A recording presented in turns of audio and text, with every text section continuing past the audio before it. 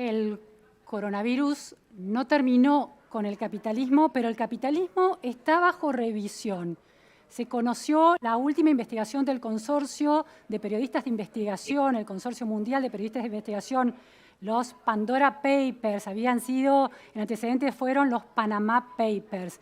La cuestión es cuán lícitas o no son las estructuras offshore con las que cuentan los hombres y mujeres que mueven sumas de dinero importantes alrededor del planeta.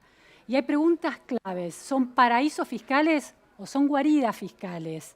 Y otra cuestión muy interesante es cuánto tiene que ver ese manejo patrimonial offshore con otro tema muy instalado últimamente en la Argentina, que es una visión liberal de la economía y el foco en un Estado más pequeño. De eso vamos a hablar hoy en la repregunta con Martín Litvak, un abogado especialista en estas cuestiones. Vamos entonces a Martín. Muy buenas tardes, buen día Martín, muchísimas gracias por estar hoy en la repregunta. Un placer estar acá, ¿cómo estás vos? Muy bien, bueno, les cuento quién es Martín. Martín Litvak es abogado, como dijimos, especialista en planificación patrimonial y fiscalidad internacional. Es autor de Paraísos Fiscales e Infiernos Tributarios y es autor también de Cómo protegen sus activos los más ricos y por qué deberíamos imitarlos. Planificación patrimonial internacional en la era de la transparencia. Martín, bueno, gran repercusión tuvieron estas investigaciones. Uy, se me cayeron los anteojos. Tuvieron las investigaciones reveladas en el ya, instalado Pandora Papers. ¿Cuán ilegal o cuán legal son las operaciones offshore que se hacen mayoritariamente alrededor del mundo? Mira, es una buena pregunta. La realidad es la siguiente.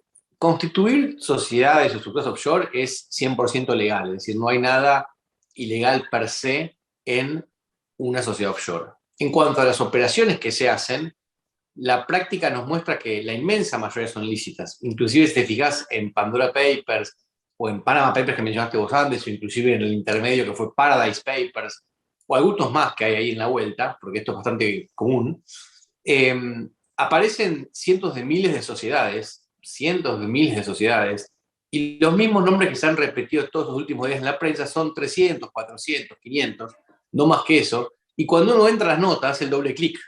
Se da cuenta que en la mayoría de los casos, algunos no, por supuesto, pero la mayoría de los casos estamos hablando de usos lícitos. O sea, yo te diría que si tuviera que arrojar una cifra, y no tengo miedo de que me tilden exagerado, pero yo creo que el 98-99% de lo que se hace offshore es legal, y hay un 1% de gente que usa mal la herramienta. Pero en ese caso, inclusive, lo que está mal es el uso, no es la herramienta en sí misma. ¿Qué sería un uso ilegal de la herramienta, de esa estructura offshore que permite mover activos alrededor del mundo? Mira, son dos circunstancias esencialmente donde hay problemas. La primera es cuando el origen del dinero que se deposita es ilegal. Es decir, si yo el dinero, en lugar de ganarlo como abogado, lo gano vendiendo drogas o lo gano secuestrando gente, ya tengo un problema de que el origen de mi dinero es ilegal. Eso se canalice offshore u onshore es ilegal. Y el segundo tema es la evasión fiscal. Es decir, dinero que yo gané correctamente, pero no lo ingresé en mi declaración jurada, y eso también, lo guardé abajo del colchón, en una caja de seguridad, en un mausoleo, en un convento o en un offshore. Lo ilegal no es el instrumento, sino el que estoy evadiendo impuestos, en definitiva. Ahora, Martín, ¿no hay algo en el instrumento offshore con sus niveles de secreto y en algunos casos de opacidad muy cerrada que alienta, de alguna manera es un estímulo para que aquellos que están obteniendo fondos de manera ilícita encuentren cómo protegerse? Y entonces ahí el paraíso fiscal se convierte en una guarida fiscal. Mira, es muy interesante la pregunta nuevamente, y digamos, si vos me hubieras preguntado esto en 1980, yo te tendría que haber contestado, sí, Luciana, así es, tenés razón. Hoy, cuando tenemos a partir de 2014 el intercambio de Estados Unidos con el resto del mundo vía FATCA, a partir de 2016 el intercambio del resto del mundo a través de lo que se llama Common Reporting Standard, tenemos la eliminación de acciones de portador en casi todos los paraísos fiscales, tenemos tratados bilaterales que permiten acceder a información. Hoy yo te diría que opacidad no hay, lo que hay es privacidad. Y la misma moneda tiene dos caras. Yo te puedo decir, para mí es un derecho humano básico mantener mis asuntos privados con tal de que yo cumpla la ley. Y vos podés decir, bueno, yo como periodista me gustaría saber más, me gustaría acceder a más y lo que estás haciendo vos es ser opaco. Y no, yo estoy siendo privado. O sea, cuando vos planteas el tema ¿Cuál es en la términos de diferencia entre privacidad, privado y opaco en el es que nada, concepto? es que iba a ir a eso. A Es ver. un tema de carga emocional en la palabra, es lo mismo. Es decir, Ujú. si yo digo, por ejemplo, que en Delaware, que esté Estados Unidos, no estamos hablando de Panamá ni nada, en Delaware, si yo tengo una sociedad, el manager, que es el que lo maneja, no aparece en ningún registro público, vos podés decir, entonces Delaware es opaco. Y yo te puedo decir, sí, la información no está, pero lo que significa es que Delaware protege mejor la privacidad de las personas. Y mientras yo no cometa un delito, está bien. Ahora, la clave acá no es tanto si hay opacidad o no, sino es si la jurisdicción me permite, en el caso de algún delito, poder combatirlo. Esa Ujú. es un poco la clave. Porque ya te digo más, si vos te... Leí el otro día que Luis Miguel tiene un barco escondido a través de una compañía de BVI, o que Julio Iglesias tenía un trust escondido. El nombre del trust de Julio Iglesias es Julio Iglesias Trust. Imagínate que si Ujú. alguien quiere esconder un trust no le pone su nombre. Y hoy por hoy la riqueza de ese tipo de figuras, si vos vas a Forbes o vas a una página que se llama Celebrity Network, que yo la uso mucho para buscar información, son públicas y vos vas a tener la fortuna de cualquiera, desde George Clooney hasta Luis Miguel, Roger Federer, Messi, está todo ahí. O sea, ya hoy no hay necesidad de entrar a documentos privados de una firma de abogados para saber si Luis Miguel tiene o no tiene un barco. Ahora, en el caso, te pongo dos ejemplos de Argentina, de los Pandora Papers en Argentina, que reveló esta investigación. Uno de los nombres que saltó con cuentas offshores fue Daniel Muñoz, el exsecretario de Néstor Kirchner, bueno, que está atravesando, es Sí, sí, parte claro. de todo un proceso judicial, y también de Ernesto Clarence, financista de los Kirchner, uno de los arrepentidos de la causa de los cuadernos. Esos nombres no figurarían, dado que no son figuras, no son celebrities globales, no figurarían de una manera tan accesible en estas bases de datos que vos estás más mencionando en Internet. Entonces, esos Correcto. nombres de alguna manera quedaron opacados por esa estructura de secreto offshore. Se empieza a investigarlo. No, sin duda. Y hoy hay convenios de colaboración con casi cualquier jurisdicción offshore, con lo cual la justicia, si tiene sospechas, puede ir y buscar. Igual de vuelta, yo creo que hay una evolución muy buena de los periodistas de ISIG, y hay que reconocerlo, que, digamos, como te digo una cosa, te digo la otra. Ujú. El tratamiento que se dio a este tema en Panama Papers en 2016 fue muy diferente al tratamiento que está dando ahora. ¿En El qué tratamiento de sentido? Pandora, el tratamiento de Pandora Papers es mucho más respetuoso. Los mismos periodistas están diciendo, de la investigación, están diciendo que no hay nada ilegal entre una compañía offshore, que no decían en Ujú. 2016, y se están focalizando en gente como los que vos mencionaste, gente que realmente es sospechada o prácticamente culpable de corrupción. Entonces, si vos te fijás en los políticos o en empresarios que hacen negocios con el Estado, yo creo que la labor periodística incluye el hacer un disclosure para la gente de esta información. Ujú. Ahora, el empresario común me parece que no tiene interés público y se está vulnerando su privacidad. Por ahí pasa un poco el límite. Yo creo que, de vuelta, en 2010 se expusieron un montón de personas que no se deben haber expuesto, y creo que eso sirvió de aprendizaje también, y que hoy el tratamiento es más maduro. Todavía yo marco errores. El error de base es esta presunción de ilegalidad, hablar de Sí, sí, conceptos que no existen como corrupción legal, es un concepto contradictorio en sus claro. propios términos, y que yo soy un gran defensor del derecho a la privacidad. Vos fíjate que, y no quiero extender mucho esto, pero vos fíjate que cuando hay derechos que están en pugna, uno para decidir un derecho, cuál tiene digamos, prevalencia, se fija en el origen de los derechos, si uno está en la Constitución, si otro es una Sí. cosa más básica. Ahora, cuando vos tenés un derecho importante de las personas, como es la privacidad, versus un mero interés del gobierno de saber información para cobrar impuestos, realmente la privacidad es muy superior. Y nosotros en pandemia, que fue como vos mencionaste al principio de la nota, en la introducción, en la pandemia vimos como muchos derechos fueron suspendidos de manera al menos polémica, y creo que a veces los individuos perdemos de vista los derechos que tenemos, y es Bueno, importante que nos recuerden cada tanto. Martina, ahí me interesa, hay varias cuestiones que se abren en este cuadro que vos estás trazando que tienen que ver con esta idea de cómo se mira la decisión de sacar fondos de un país, en un país que los necesita para inversión como la Argentina, y se derivan a cuentas offshore legalmente para un mejor manejo patrimonial de la riqueza que un individuo, una empresa o una familia ha construido. El gran debate es, dado las deudas sociales que existen en Argentina y en América Latina también, cuán legítimo es que eso suceda. Y vos tenés un planteo que se alinea mucho con la posición liberal, que cuestiona la injerencia del Estado, la excesiva injerencia del Estado en temas tributarios. ¿Podrías explicar esa posición? Mira, varias cosas sobre lo que decís que de vuelta es muy interesante el planteo y el comentario. Yo creo, como cualquier persona liberal, en la libre competencia. Entonces yo creo que los estados tienen que competir libremente en materia tributaria. Yo no creo que los estados tengan que juntarse y decidir cuál es el impuesto mínimo, qué no se puede hacer y qué se puede hacer. Porque no lo hacen con ninguna otra cosa, solo lo hacen con impuesto y con petróleo.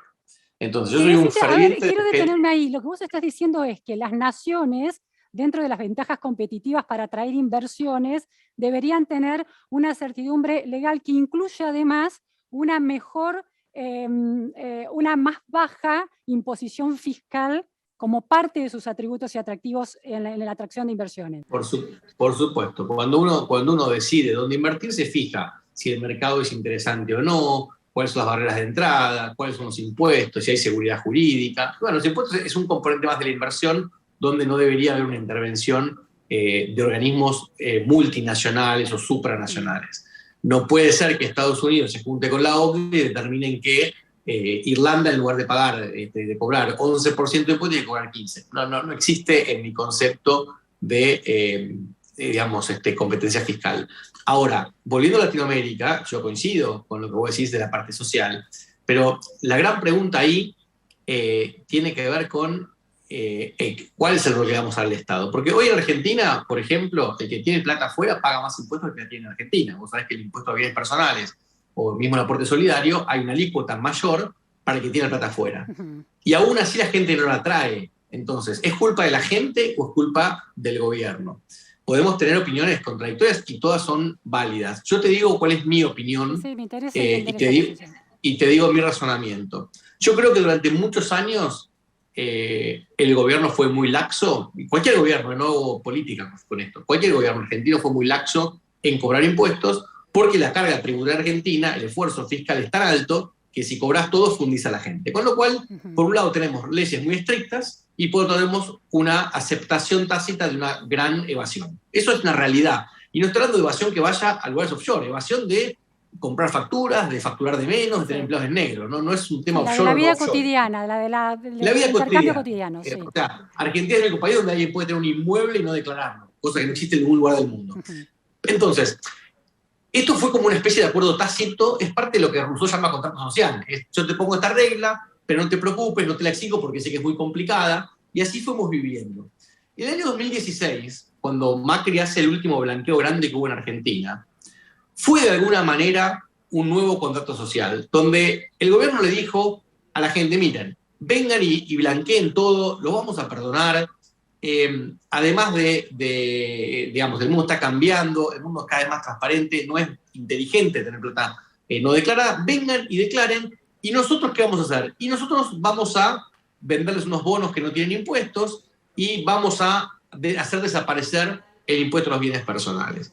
Sí. Una gran proporción de gente confió, hizo su parte. O sea, hay que decir que el contribuyente argentino en 2016, 2017 hizo su parte, olvídate de lo que hizo antes, pero en ese momento hizo su parte, y el gobierno anterior, y de vuelta, no es una política, es un tema de datos, es obvio que yo simpatizo un poco más con el anterior que con el actual, que ninguno me gusta demasiado, pero digo, datos, el gobierno anterior inventó el impuesto a renta financiera, le puso un impuesto a los bonos que se usaron para blanquear plata, a los cuales no se iban a aplicar impuestos, y subió, y bajó bienes personales, pero no lo eliminó, lo dejó en punto 25, sí. Sabiendo que el nuevo gobierno, con un simple decreto, lo podía subir hasta el techo, y de hecho lo subió hasta 2.25.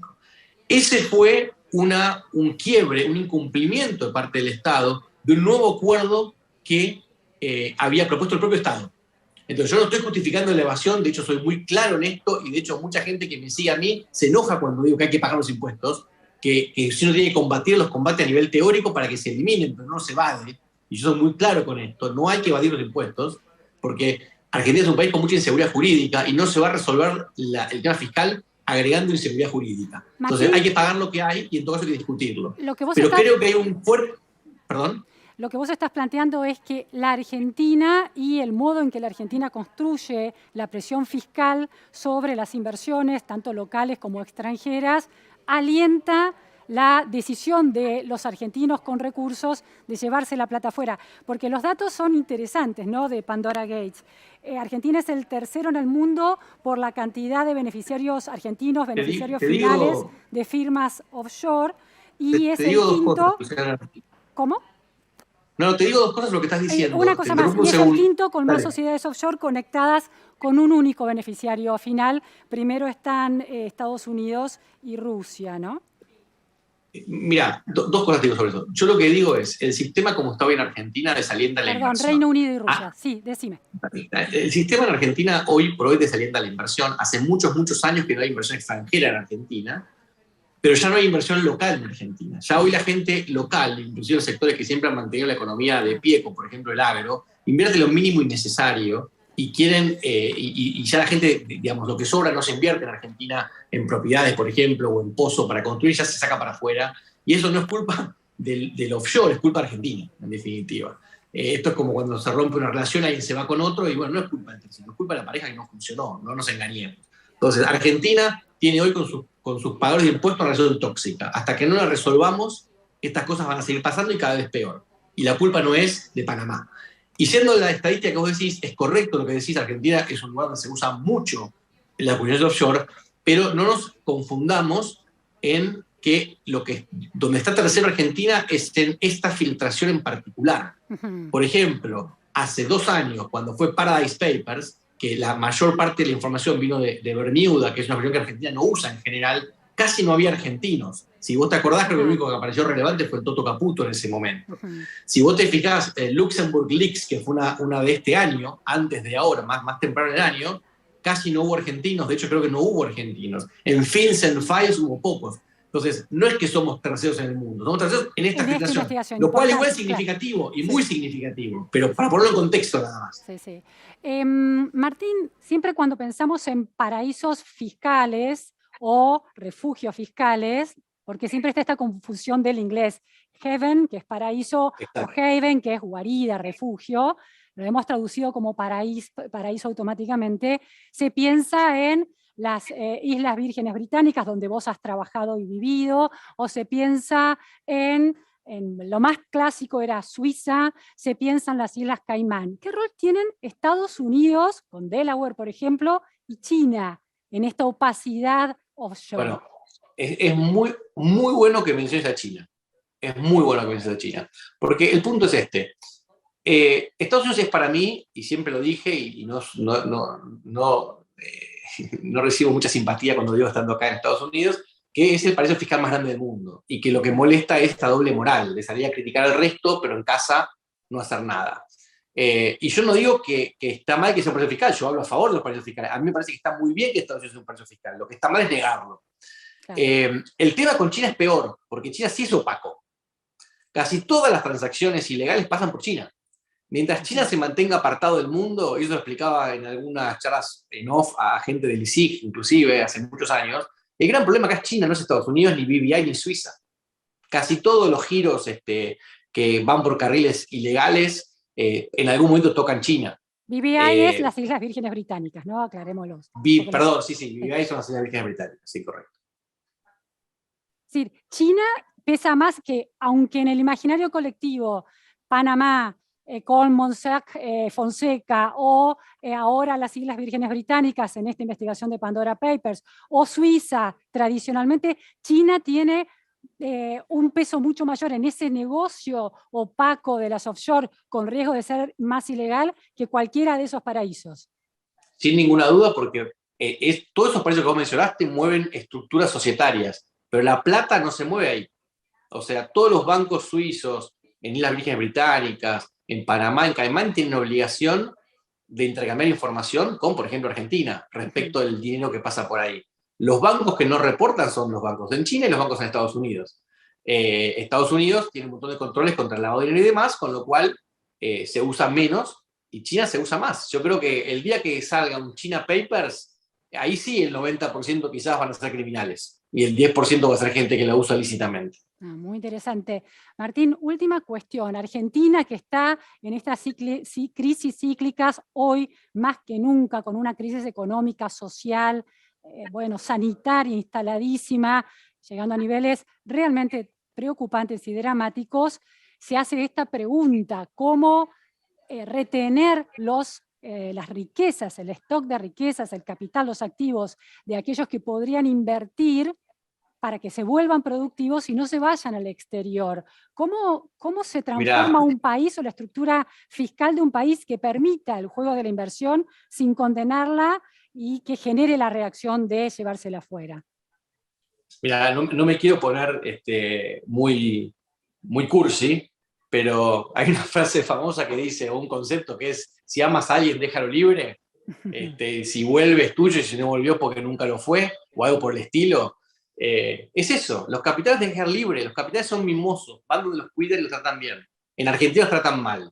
Entonces, hay que hacer una reforma tributaria agresiva, bajar muchísimo los impuestos para que se vuelva a invertir y además cambiar otras cosas más, temas laborales y demás. Es como cuando uno habla por ahí de la doble indemnización o la posibilidad de la imposibilidad de echar gente, y la gente de gobierno te dice: no, pero yo no estoy limitando la contratación. Es decir, mirá, si vos me estás complicando la salida, me estás complicando la entrada. Si yo te invito a mi casa y te digo: mirá, cuando entres a casa no hay ningún problema, pero cuando sale está la 12 que te va a agarrar y te va a despedir cuando sale, y vos decís: yo no voy mejor.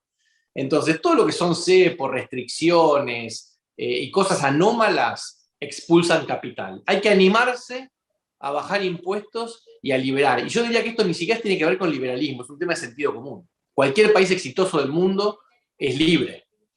Dos últimas preguntas en relación a esto. Después del blanqueo que lanzó el gobierno de Cambiemos en la gestión anterior, ¿cuántas inversiones llegaron a Argentina, inversiones productivas? ¿Crecieron?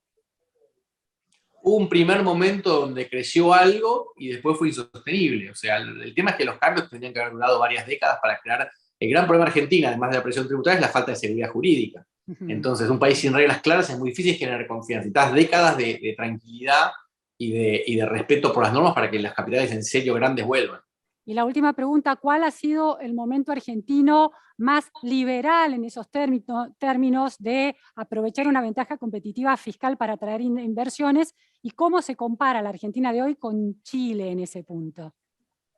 Desgraciadamente, el momento más liberal fue hace más de 100 años.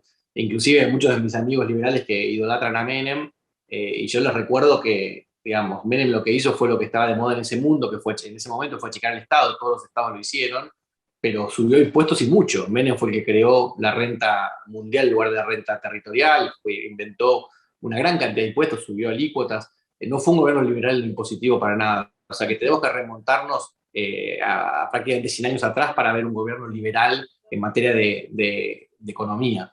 Y respecto de Chile, yo te diría que el problema con Argentina es que ya llegamos a un nivel de irracionalidad que estamos con un esfuerzo fiscal más grande que cualquier país de América Latina, no solamente que Chile. Chile es un ejemplo de un país que funciona bien, con un Estado razonable, con impuestos razonables, que los paga la gente, no hay evasión fiscal en Chile prácticamente.